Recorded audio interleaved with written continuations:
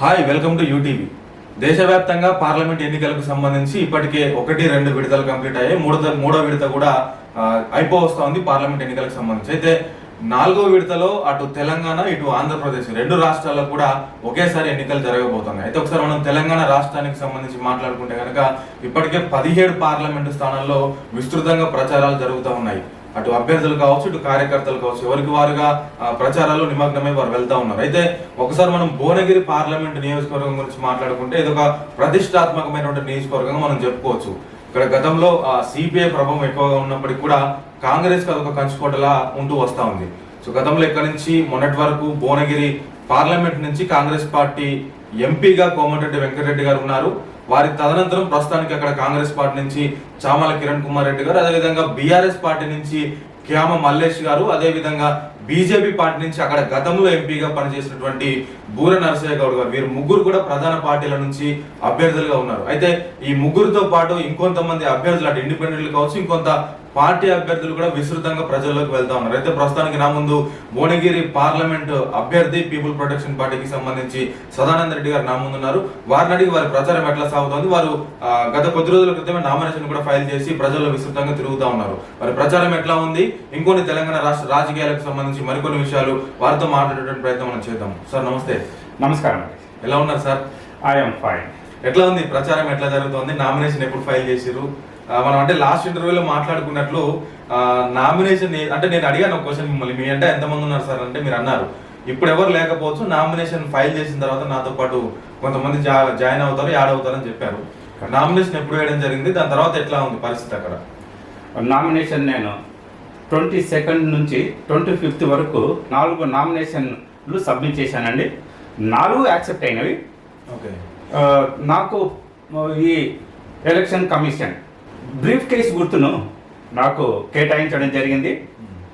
నేను brief case గుర్తుని అడిగాను. దీనికి ఒక బలమైన కారణం ఉందండి.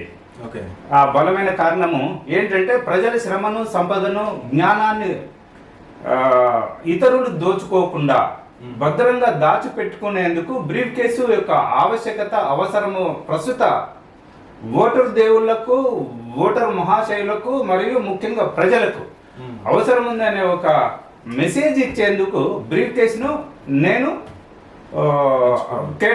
కేటాయించుకోవడం జరిగిందండి. కానీ బ్రీఫ్ కేసు అనగానే మనకు గుర్తొచ్చేది ఏంటంటే బ్రీఫ్ కేసులో డబ్బులు పట్టుకెళ్తారంట. బ్రీఫ్ కేసు అంటే డబ్బులు అంటే ధనానికి గుర్తుగా వస్తూ ఉంటుంది. అంటే అట్లా కాకపోయినప్పటికీ కూడా ఆల్మోస్ట్ బ్రీఫ్ కేసు అనగానే మనకు దాంట్లో డబ్బులు తీసుకెళ్తారనేటువంటి అపోహ అయితే కొంత ఉన్నది. మరి మీరెన్ని డబ్బులు తీసుకెళ్తున్నారు ఆ బ్రీఫ్ కేసులో? బ్రీఫ్ కేసులో ఇప్పుడు అంటే మాట వరుసకి చెప్తున్నాను, 95 లక్షల వరకు ఈ ఎలక్షన్లలో ఖర్చు పెట్టి వచ్చేవని అఫీషియల్గానే election commission of India declare చేసింది. అయితే ఆ 95 లక్షలు ఒకేసారి తీసుకెళ్ళాలి అంటే దానికి సరి అయిన పత్రాలు కూడా ఉండాలి. కాబట్టి 50,000 కన్నా తక్కువ ఉంటే ఎలాంటి పత్రాలతో పని లేదు. కాబట్టి తక్కువ ఏదో నాకు నా దగ్గర నా శక్తికి తగ్గట్లుగా 40,000, 50,000 అట్లా క్యారీ చేస్తూ ఉంటాను. ఎందుకంటే ఆ విధంగా క్యారీ చేస్తే దానికి పత్రాలు లేకపోయినా కానీ నడుస్తుంది. కానీ people protection party Sadananda Reddy గారు ధనము ప్లస్ అధికారము ప్లస్ ఇంకేది కూడా లేకుండా ఎలక్షన్స్ చేయొచ్చు అని చెప్పేసి మీరు ఒక ప్రచారం చేస్తున్నారు. అంటే మద్యం కానీ, అమ్మాయిల మీద వ్యామోహం కానీ, ఇంకేదైనా దొంగతనాలు కానీ అన్నిటికీ దూరంగా ఉంటూ కూడా రాజకీయాలు చేయొచ్చు అని చెప్పేసి మీరు చెప్పినారు. కానీ ఇటువంటి సదానంద రెడ్డి గారికి 95 లక్షల రూపాయలు అవసరమా? అంటే అవి లేకుండా కూడా మీరు ఎలక్షన్లోకి వెళ్ళొచ్చు కంటే ఏం చెప్తారు? నేను అన్ని డబ్బులు ఖర్చు పెట్టడం లేదు. కాకపోతే ఎలక్షన్ కమిషన్ ఆఫ్ ఇండియా ఇంత అఫీషియల్గా డిక్లేర్ చేసిందని చెప్పాను. ఓకే. నిజానికి ప్రజలకు కావాల్సింది డబ్బు కాదు. ప్రజలకు కావాల్సింది విద్య, వైద్యం, జ్ఞానం. ఈ మూడే సంపదగా పీపుల్ ప్రొటెక్షన్ పార్టీ భావిస్తుంది. మీరు ఎంతవరకు ఖర్చు పెట్టారు సార్ ఇప్పటివరకు? ఎక్కువ ఏం ఖర్చు పెట్టలేదండి. నాకు తెలిసి ఓ 2-3 లక్షల కన్నా ఎక్కువ ఏం ఖర్చు పెట్టలేదు.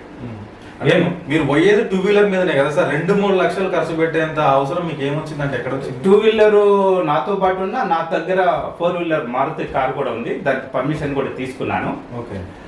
ఆ కారు కూడా నాతో పాటు వస్తుంటుంది. ఇక బయట ఎండలు యొక్క తీవ్రత చాలా ఉంది.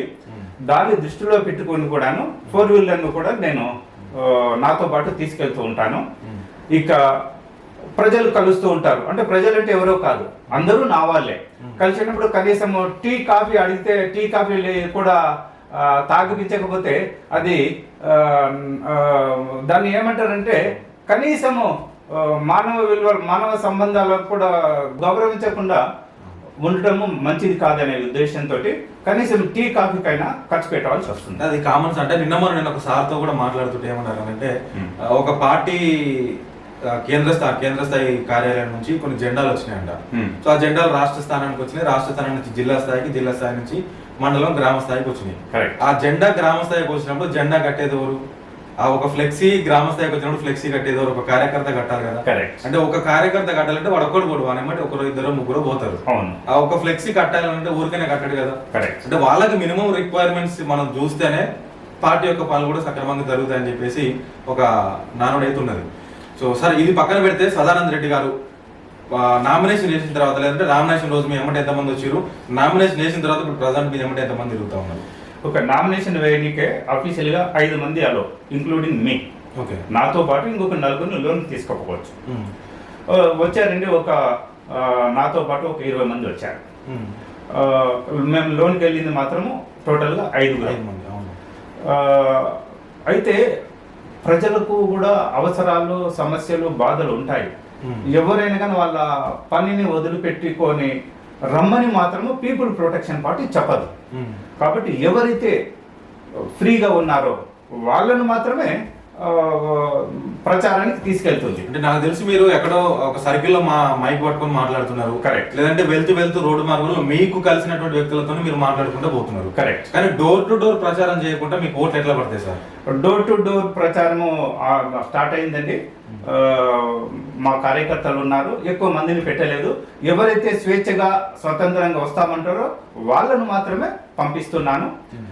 ఎవరికి ఇబ్బంది కలిగించకుండా, ఎవరికి అసౌకర్యం కలిగించకుండా ప్రచారం చేస్తున్నాను. ఈ పార్టీ ఏం చెప్తుందంటే హడావిడి చేయడము, ప్రజలను పిలిపించడము అనేది చేయకూడదు. ప్రజల దగ్గరికే పార్టీ పెద్దలు పోవాలి, ప్రజలతో మమేకమై తిరగాలి అనే ఒక సందేశాత్మకమైన రాజకీయ పార్టీగా అవతారం ఎత్తింది. కాబట్టి దాన్ని దృష్టిలో పెట్టుకొని మేము ప్రజల దగ్గరికి వెళ్తున్నాం, కానీ ప్రజలను మేము పిలవటం లేదు. ప్రజలకు ఒకవేళ పిలిస్తే మళ్ళీ అది ఇంకో నేర సామ్రాజ్యాన్ని సృష్టించడానికినే ఉపయోగపడుతుంది. కానీ ఎప్పుడైతే రాజకీయ నాయకులు ప్రజల దగ్గరికి వెళ్ళి వాళ్ళ బాధలు, అవసరాలు, కష్టాలు, సమస్యలు, సవాళ్ళను తెలుసుకుంటారో ఆ పార్టీయే నిజమైన రాజకీయ పార్టీగా మునుముందు అభివృద్ధి చెందగలదు. కావున నేను చెప్పేది ఏంటంటే, ప్రస్తుతం నేను భువనగిరి లోక్సభ అభ్యర్థిగా పోటీ చేస్తున్నాను. బ్రీఫ్ కేస్ గుర్తుతో పోతున్నాను ప్రజల దగ్గరికి. అయితే ప్రజలకు కావలసింది విద్యా, వైద్యం, జ్ఞానం. ఈ 3 ఉంటే ఎలాంటి పథకాలతో పని లేదు. కాబట్టి ఈ 3టిని ప్రజలకు ఎప్పుడైతే ఏ రాజకీయ పార్టీ అయితే అందుబాటులో ఉంచుతుందో ఆ పార్టీయే ప్రజల పార్టీగా ప్రజల మన్ననను పొందగలదు. కావున ఈ పీపుల్ ప్రొటెక్షన్ పార్టీని ప్రజలు ఆదరించి, అభిమానించి గెలిపించుకుంటారనే ఒక దృఢ విశ్వాసంతో నేను ముందుకు పోతున్నానండి. కానీ ఇక్కడ ఒక విషయం సార్, భువనగిరి నుంచే మాట్లాడుకుంటే, ఎందుకంటే మీరు అక్కడ నుంచి పోటీ చేస్తున్నారు కాబట్టి అక్కడ ఇప్పటికే 2 జాతీయ పార్టీల నుంచి 2 అభ్యర్థులు ఉన్నారు. వారికి ఆర్థిక బలం ఉంది, ధన బలం ఉంది. అంటే సిపిఎం కూడా ఉంది అక్కడ జాతీయ పార్టీ నుంచి. కరెక్ట్. సో అటు బీజేపీ ఉంది, కాంగ్రెస్ ఉంది, సిపిఎం 3 పార్టీల నుంచి అభ్యర్థులు కూడా ఉన్నారు. వారు డబ్బు విషయంలో వెనక్కి పోరు, అధికార విషయంలో వెనక్కి పోరు, ఇంకే విషయంలో కూడా వాళ్ళు వెనక్కి పోరు. దేనికైనా సిద్ధంగా ఉన్నారు. కానీ వాళ్ళని తట్టుకొని మీరు గెలుస్తారనేటువంటి నమ్మకం మీకుందా? లేదంటే అనవసరంగా డబ్బులు ఖర్చు పెడుతున్నటువంటి ఆలోచన మీకు ఎప్పుడైనా వచ్చిందా? అనవసరమైన డబ్బు ఖర్చు పెడుతున్నానని నాకు ఆలోచన, అనుమానమే రాలేదండి. ఎందుకంటే నేను ఖర్చు పెడుతున్న ప్రతి పైసా దాని యొక్క విలువ ఏంటో నాకు తెలుసు. దుబారా మాత్రం చేయటం లేదు. ఓన్లీ ప్రజలకు టీ, కాఫీ కోసం మాత్రము అది ఇయ్యక తప్పటం లేదు, అంతే. అయితే మీరు అన్నట్లు జాతీయ పార్టీలు, ఆ బీజేపీ కావచ్చు, కాంగ్రెస్ కావచ్చు, కానీ ప్రజలు తలుచుకుంటే ఏ పార్టీనైనా రోడ్డు మీద నిలబెట్టగలవు. కాబట్టి ప్రజలకు విశ్వాసాన్ని కలిగించే పార్టీని తప్పనిసరిగా వీళ్ళు ఆదరించి అభిమానించి గెలిపించుకుంటారనే ఒక దృఢ విశ్వాసంతో నేను ముందుకెళ్తున్నాను. మీరు అన్నట్లు ఈ జాతీయ పార్టీలు ప్రస్తుతం డబ్బును పంచుతున్నాయా, లేకుంటే వేరే తాయిలాలను ఎరగా వేస్తున్నాయా, లేకపోతే ఇంకా ఏమైనా ఉచిత పథకాలనే సంక్షేమ పథకాలుగా ప్రజలను భ్రమింప చేస్తున్నాయా అనేది ప్రక్కకు పెడితే పీపుల్ ప్రొటెక్షన్ పార్టీ ఒకటే చెప్తుంది, ప్రస్తుతం ఉన్న రాజకీయ నాయకులు నిజానికి వాళ్ళు రాజకీయ నాయకులే కాదు. వీళ్ళందరూ మీరొక్కరే రాజకీయ నాయకులు సార్, చెప్పండి. ఎస్, ప్రస్తుతము నేనొక్కనే రాజకీయ నాయకునిగా ప్రజల ముందుకు పోతున్నాను, ఒక మంచి సందేశాన్ని కూడా ఇస్తున్నాను. మీరు ఊహించుకుంటున్నట్లుగా వాళ్ళు నిజమైన రాజకీయ నాయకులే కాదు. వాళ్ళ ఈ నిజమైన రాజకీయ నాయకుడు ఏమంటే ఎందుకు ప్రజలు వస్తలేరు? నిజమైన రాజకీయ నాయకుని వెనకాల ప్రజలు ఎందుకు రావటం లేదు అనేది మీ అనుమానమే, నా అనుమానం కాదు. నా వెనకాల అందరూ ఉన్నారు, అందరూ వస్తున్నారు. ఎక్కడికి పోయినా కానీ నాకు మాత్రము సెల్ఫ్ సాటిస్ఫై ఉంది. ఎక్కడికి పోయినా కానీ నన్ను మర్యాదపూర్వకంగా గౌరవిస్తున్నారు, అభిమానిస్తున్నారు అనేది పక్కకు పెడితే నన్ను మాత్రం గౌరవిస్తున్నారు. ఒక మంచి సందేశాత్మకమైన రాజకీయ పార్టీని తీసుకొస్తున్నారు సార్. ప్రజలకు కావాల్సినవి ఆ మూడే. వీళ్ళు అందరూ సంక్షేమ పథకాలను చెప్తున్నారు, అవి సంక్షేమ పథకాలు కావు. నెల తిరగంగానే మళ్ళీ ఆ పథకం కోసము మేము వెంపర్లాడవలసి వస్తుంది. వీళ్ళు డైరెక్ట్ గా డబ్బులు ఇస్తున్నారు. మాకు ఉపాధి అవకాశాలను, వనరులను లేదా ఉద్యోగ భద్రతను ఇస్తే మేము పని చేసుకుంటాము కదా సార్. అది ఇవ్వకుండా మాకు డైరెక్ట్ గా డబ్బులు బ్యాంకులో వేస్తున్నారు. అవి ఎన్ని దినాలు ఉంటాయి? వారం రోజులు ఉంటున్నాయి. ఆ తర్వాత కావున మాకు ఉద్యోగ భద్రత లేదా ఉపాధి అవకాశాలు, ఈ రెండిట్లో ఏదో ఒకటి ఇవ్వండి సార్. మేము పని చేసుకుంటుంటాము, ఆరోగ్యవంతంగా ఉంటాము. మాకు డబ్బులు ఎందుకు సార్? మాకు పని లేదు. డబ్బులు ఇచ్చి మమ్మల్ని ఏం చేస్తున్నారు? బలహీనులను చేస్తున్నారు, బానిసత్వానికి దగ్గర చేస్తున్నారు. ఇది నిజంగా ఈ రాజకీయ పార్టీలు చేస్తున్న దుర్మార్గమైన చర్యగా ఈ ఓటరు మహాశయులు నాకు ఎక్కడిపైనా చెప్తున్నారు. కాబట్టి మీ తరపున, మీ ముఖంగా నేను అన్ని రాజకీయ పార్టీలకు ఒకటి చెప్పదలుచుకున్నాను. ప్రజలకు ఉపాధి అవకాశాలు, వనరులు లేదా ఉద్యోగ భద్రతను ఇవ్వండి. ఇది ఇవ్వకుండా మీరు డబ్బులు డైరెక్ట్గా ఎవరికి ఇచ్చినా అది నిష్ప్రయోజనము. వాళ్ళు మళ్ళీ నెల తిరగంగానే డబ్బుల కోసము వెయిట్ చేస్తూ ఉంటారు. దాని కారణంగా ఎన్నో అనారోగ్య సమస్యలు వస్తాయి. అభద్రతకు ప్రజలు లోనవుతారు. ప్రజలు ధైర్యంగా ఆత్మవిశ్వాసంతో ముందుకు వెళ్ళాలంటే కావలసింది ఉద్యోగ భద్రత లేదా ఉపాధి అవకాశాలు. ఇది ఇవ్వాలని మీ ముఖంగా పీపుల్ ప్రొటెక్షన్ పార్టీ అభ్యర్థిగా, భువనగిరి నియోజకవర్గ అభ్యర్థిగా బ్రీఫ్ కేస్ గుర్తుతో వస్తున్న నేను అన్ని రాజకీయ పార్టీలకు ఈ సందేశాన్ని ఇవ్వాలనుకుంటున్నాను. ఓకే సార్, మీరు ఇప్పుడు పీపుల్ ప్రొటెక్షన్ పార్టీ అని చెప్పేసి ఓటర్ దేవుళ్లకు కొన్ని పాయింట్స్ మీరు సంధించారు, లేకపోతే వాళ్ళకు ఒక విశ్వాసాన్ని కలిగించు ఇదేంటి ఈ పోస్టర్ ద్వారా. ఓకే, సో ఇక్కడ మీరు రాస్తున్నది ఏంటంటే ప్రజలందరికీ అత్యున్నత ప్రమాణాలు ఉచిత వైద్యం అని రాశారు. ఇంకొకటి రైతులందరికీ రుణభారం నుంచి విముక్తి. అంటే రైతులందరికీ రుణమాఫీ చేస్తారా? ఎట్లా ఇది రుణభారం నుంచి విముక్తి అంటే ఏంటి సార్? ఇది రుణభారము వేరు, రుణాల నుంచి విముక్తి వేరు. రైతులు బ్యాంకుల దగ్గర లోన్లు తీసుకుంటారు, అది రుణాల నుంచి విముక్తి చేయటం. బ్యాంకుల దగ్గర నుంచి ఎలాంటి రుణం లేకుండా ఈ ప్రభుత్వాలు రైతులకు ఉచితంగా విత్తనాలు, ఉచితంగా ఎరువులు ఇస్తూ వాళ్లకు ఈ 4 నెలల కోసం కావలసిన ఆహారాన్ని అందిస్తూ ఎవరి దగ్గర అప్పులు చేయకుండా దృఢంగా, నిశ్చలంగా, స్థిరంగా ఉండే విధి విధానాలను రైతులకు కల్పించడమే రుణభారం నుంచి విముక్తి. అంటే ఆల్మోస్ట్ రెండు సేమే అనుకుంటా కదా సార్? కాదు, ఇప్పుడు గవర్నమెంట్ ఫ్రీగా ఇవ్వాలి మీరు రైతులకు అని చెప్పేసి అంటున్నారు. కానీ రైతు ఏం చేస్తున్నాడు? బ్యాంక్ దగ్గరికి వెళ్ళి 1,00,000, 50,000, 30,000, 2 లక్షలు కొంత డబ్బు తెచ్చుకొని ఆయన పొలానికో సెలకో వాడుకుంటున్నాడు. దాని కారణంగా నిద్ర పట్టదు రైతుకు. అయితే ఇప్పుడు అది అప్పుగా ఉంటుంది. అయితే ప్రభుత్వాలు ఏం చేస్తున్నాయంటే, ఏ ప్రభుత్వం అయినా సరే మీరు రుణం తెచ్చుకోండి, మేము దాన్ని మాఫీ చేస్తామనేటువంటి దిశలో వాళ్ళు మాట్లాడుతూ ఉన్నారు. అంటే ఇది అది ఎట్లా కంపేర్ చేయొచ్చు? లేదు, అది రుణమాఫీ అంటే వాళ్ళు గడిచిన సంవత్సరం పొడుగునా రైతులు చింతకు లోనవుతారు. అరే నాకు అప్పు ఉంది, నాకు అప్పు ఉంది, నాకు అప్పు ఉంది అనే ఒక శాంతియుతమైన జీవితానికి దగ్గరగా ఉండరు. కాబట్టి ఈ అప్పు అనే పదం నుంచి వాళ్ళను దూరం చేస్తున్నాం.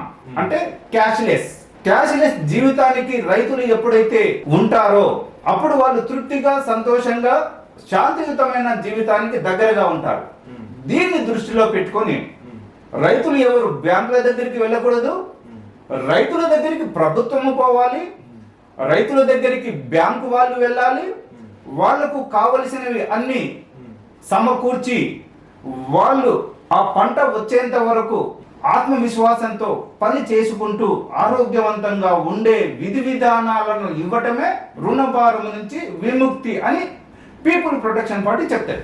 అంటే ఓవరాల్ రాజకీయాల గురించి మళ్ళీ మాట్లాడదాం. మీరు ప్రస్తుతానికి మీరు భువనగిరిలో కంటెస్ట్ చేస్తున్నారు కాబట్టి భువనగిరి గురించే మాట్లాడదాం. ఓకే, ఎన్ని రోజుల నుంచి ఎన్ని రోజుల నుంచి మీరు ప్రచారం చేస్తున్నారు సార్ భువనగిరి పార్లమెంట్ నియోజకవర్గ వ్యాప్తంగా కూడా? దాదాపుగా నెల రోజులు దాటిపోయిందండి. దాటిపోయింది. భువనగిరి పార్లమెంట్ నియోజకవర్గంలో ఎన్ని మండలాలు ఉన్నాయంటే ఏం చెప్తారు సార్? మండలాలు గురించి కరెక్ట్ గా ఫిగర్ అందాజ చెప్పగలను, కానీ ఎన్ని ఎమ్మెల్యే నియోజకవర్గాలు ఉన్నాయని చెప్పగలను. ఎవరైనా చెప్తారు సార్. అయితే ఎంతమంది ఓటర్లు ఉన్నారనే విషయం కూడా చెప్పగలను. దాదాపుగా అక్కడ 9 లక్షల పురుష ఓటర్లు ఉన్నారు, 9,10,000 పైచిలుకు మహిళా ఓటర్లు ఉన్నారు.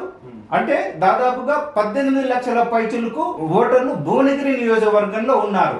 ఇక్కడ 7 అసెంబ్లీ నియోజకవర్గాలు ఉన్నాయి. ఇబ్రహీంపట్నం, మునుగోడు, నకిరేకల్, తుంగతుర్తి, జనగాం, ఆలేర్ అండ్ భువనగిరి. ఈ 7టిని కలిపి భువనగిరి లోక్సభ నియోజకవర్గంగా పరిగణిస్తారు. అయితే దాదాపుగా చెప్తున్నాను 60 మండలాలు ఉన్నాయండి. 60 మండలాలలో ఈ 18 లక్షల పైచిలుకు ఓటర్లు ఉన్నారు. ఇంకా బూతుల వైజ్ వెళ్తే 2,100 దాదాపుగా చెప్తున్నాను 2,100 పోలింగ్ బూతులు ఉన్నాయి. ఈ ఇన్ఫర్మేషన్ దాదాపుగా చెప్తున్నాను. ఇదే కొన్ని సందర్భాలలో ఇదే కరెక్ట్ అని కూడా నేను భావిస్తున్నాను. ఓకే, అంటే భువనగిరి పార్లమెంట్ వ్యాప్తంగా సార్, అంటే ఇప్పుడు ప్రధానంగా అంటే మీరు చూసిన సమస్య అంటే సమస్యలు అనగానే ప్రజలు డబ్బులకు లోన్ అవుతున్నారు దానికి, అంటే ఇవన్నీ కాదు, జెన్యూన్ గా అంటే నేను గెలిస్తే ఈ పని వాళ్ళకు చేస్తే నా జన్మ ధన్యం అవుతుంది అనేటువంటి సమస్య ఇప్పటికేదైనా ఉందా సార్ భువనగిరిలో? ఉదయ్ గారు, మీరు నిజంగా మనస్సుకు హత్తుకునే ప్రశ్న వేశారు. ప్రజలకు కావాల్సింది ఏంటండి? శాంతియుతమైన జీవితం. వాళ్లకు కూడు, గూడు, గుడ్డ, వైద్యం, విద్య, వైద్యం వాళ్ళకు ఉచితం చేసి వాళ్ళు న్యాయబద్ధంగా జీవించగలరు, ధర్మబద్ధంగా జీవించగలరు. వాళ్లకు జ్ఞానమే లేదు, జ్ఞానాన్ని ఇవ్వట్లేదు ఈ ప్రభుత్వాలు, ఈ రాజకీయ పార్టీలు. జ్ఞానాన్ని ఇవ్వటం లేదు, న్యాయాన్ని ఇవ్వటం లేదు. ప్రేమపూర్వకంగా ఈ రాజకీయ నాయకులు ఎవరు ప్రజలను ప్రేమించట్లేదు. అంటే ప్రేమించట్లేదు అంటే ఈ ప్రస్తుతము మనము ఎవరినైతే రాజకీయ నాయకులుగా భావిస్తున్నామో వాళ్ళు ప్రజల దగ్గరికి వెళ్ళి సత్యం మాట్లాడటం లేదు, ప్రజలకు విశ్వాసాన్ని కలిగించటం లేదు, ప్రజలకు నమ్మకాన్ని కలిగించటం లేదు. అలాంటప్పుడు ఈ 3 ఇవ్వకుండా ప్రేమ గురించి వాళ్ళేం చెప్పగలరు? కాబట్టి ఈ పీపుల్ ప్రొటెక్షన్ పార్టీ తరఫున నేను సదానంద రెడ్డి ఈ భువనగిరి లోక్సభ నియోజకవర్గం నుంచి పోటీ చేస్తున్నాను కదా, నేను ప్రజల దగ్గరికి ఈ 3టిని తీసుకెళ్తున్నాను. నమ్మకాన్ని కలిగిస్తున్నాను, విశ్వాసాన్ని కలిగిస్తున్నాను, వాళ్ళకు సత్యాన్ని మాట్లాడుతున్నాను. ఈ 3 ఇచ్చినప్పుడు వాళ్ళను ప్రేమించినట్టుగానే భావించాలి. ఇక న్యాయబద్ధంగా పోవాలన్నప్పుడు ఎదుటి వాళ్ళను అన్యాయం చేయకూడదు, నేను న్యాయబద్ధంగా నేను ముందుకెళ్ళాలి అనే దాన్ని దృష్టిలో పెట్టుకొని నేను ముందుకెళ్తున్నాను. ఈ 2 ఎప్పుడైతే న్యాయము ప్లస్ ప్రేమ ఉంటే నేను ధర్మబద్ధంగా పార్టీని ముందుకు తీసుకెళ్తున్నట్లుగా భావించాలి. ఇంకో ముఖ్యమైన విషయం నేనేం చెప్తున్నాను అంటే, ప్రజలను ప్రస్తుత రాజకీయ పార్టీల వాళ్ళు ప్రలోభాలకు, భ్రమలకు, మాయకు గురి చేస్తున్నారు. మేము అది ఇస్తాము, ఈ తాయిలం ఇస్తాము, మేము మీకు ఈ విధంగా చేస్తాము, ఈ గ్యారంటీలు ఇస్తాము, ఈ నవరత్నాలు ఇస్తున్నాము అని చెప్తున్నారు. కానీ వీళ్ళు అప్పులు చేయకుండా ఇతర దేశాల నుంచి ప్రజల తలను తాకట్టు పెట్టకుండా, మన రాష్ట్రాలను తాకట్టు పెట్టకుండా వీళ్ళు చేయగలుగుతారా? అది చేయట్లేదు. మరి ఈ అప్పును ఎవరు తీర్చాలి? ఈ రాజకీయ నాయకులు తీర్చాలా లేక ప్రజలు తీర్చాలా? అప్పులు చేస్తున్నది ఎవరు? రాజకీయ పార్టీల వాళ్ళు.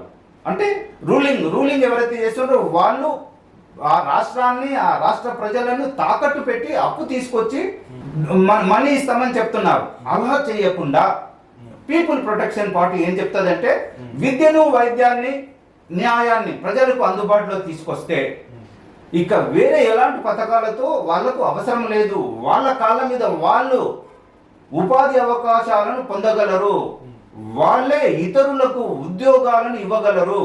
అది ప్రస్తుత రాజకీయ పార్టీలు చేయట్లేదు. అంటే అప్పులు అన్నారు కాబట్టి ఇక్కడ ఒక ప్రశ్న సార్, ఇప్పుడు అంటే ఏ దేశమైనా సరే, ఏ రాష్ట్రమైనా సరే అంటే కొంత అభివృద్ధి చెందాలి అని అంటే అప్పులు అనేది సహజం అని చెప్పేసి గత అంటే 2-3 సందర్భాల్లో కేసీఆర్ గారు కూడా చెప్పడం జరిగింది. అంటే అది ఏ సందర్భంలో అంటే అప్పు తీసుకొచ్చుకున్న అప్పుతో పని చేసుకుందాము, దాని ద్వారా జనరేట్ అయినటువంటి అమౌంట్ ని మళ్ళీ తిరిగి వడ్డీ రూపంలోనూ అసలు రూపంలోనూ తిరిగి కట్టేద్దాము. సో దాని ద్వారా మనం కొంత అభివృద్ధి చెందుతున్నాం కదా, అప్పులు తీసుకురావడం వల్ల నష్టం ఏంటి అనేటువంటి వాళ్ళకి మీకు సమాధానం ఏంటి సార్? ఓకే, ఇప్పుడు మీరు కేసీఆర్ అనే పేరు తీశారు కాబట్టి ఆయన 10 సంవత్సరాలు తెలంగాణను ఏలిండు. 6 లక్షల కోట్ల అప్పులు చేయవలసిన అవసరం లేదు. ఏదో 1,00,000 కోట్లు 2 లక్షల కోట్లు చేసినట్టే దానికి ఒక విలువ ఉంటుంది, ఒక న్యాయబద్ధత ఉంటుంది.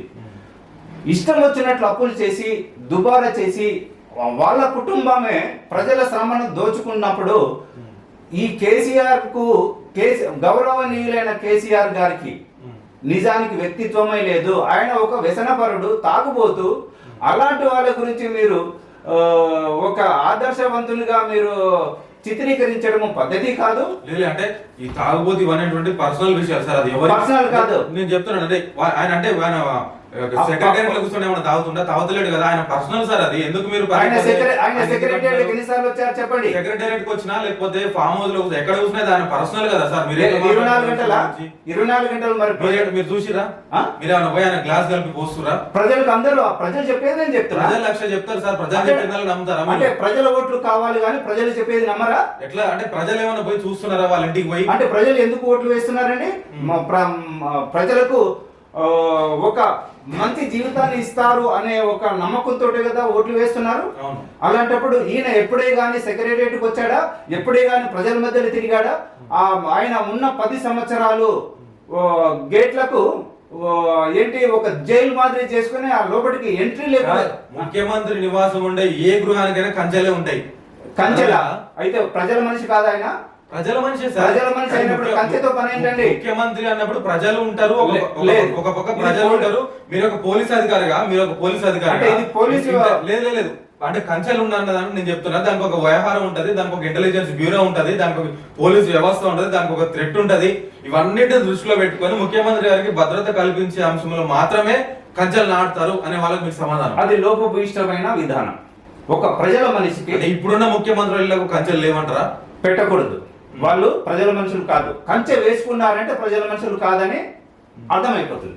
పోలీసు వాళ్ళ యొక్క బాధ్యత ఏంటి? రాజకీయ నాయకుడికి రక్షణ కల్పించడం, అంతేకాని గోడలు కట్టడము, కంచెలు వేయడము, జైల్లో బంధించడం కాదండి. ప్రజలకు అందుబాటులో ఉండే విధంగా విధి విధానాలను రూపొందించి 24 గంటలు ప్రజలకు ఆ నాయకులు అందుబాటులో ఉండే విధంగా చూడటం యొక్క బాధ్యత పోలీసు వాళ్ళది, అంతేగాని కంచెలు నిర్మించడం కాదండి. ఇది ప్రజాస్వామ్యంలో ప్రజలకు ఎవరైతే అందుబాటులో ఉన్నారో వాళ్ళు రాజకీయ నాయకులు కాదు. నిజానికి పీపుల్ ప్రొటెక్షన్ పార్టీ ఏం చెప్తుందంటే ఏ మంత్రి అయినా సరే ఏదైనా కార్యక్రమానికి బయలుదేరినప్పుడు ఎలాంటి పోలీస్ సెక్యూరిటీ లేకుండా పోయేటోడే నిజమైన రాజకీయ నాయకుడు.